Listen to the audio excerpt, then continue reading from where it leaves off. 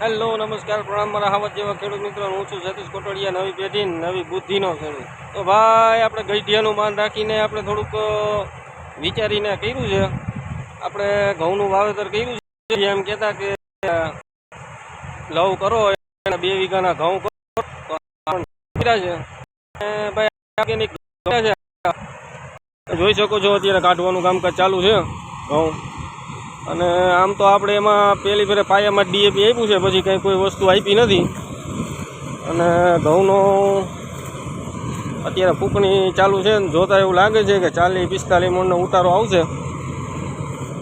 અને ઘઉં 496 છે ટુકડા, આપણે ખાવા પૂરતા જ વાવ્યા છે, વેચવાના કાંઈ છે નહીં. અને અત્યારે ફૂંકણી મોવિયાથી આવી છે ભરતભાઈ ભાલાડાની. જો તમારે કોન્ટેક્ટ નંબર જોતા હોય તો લઈ લેજો આમાંથી. અને ઘઉં તમે જોઈ શકો છો ઢગલો,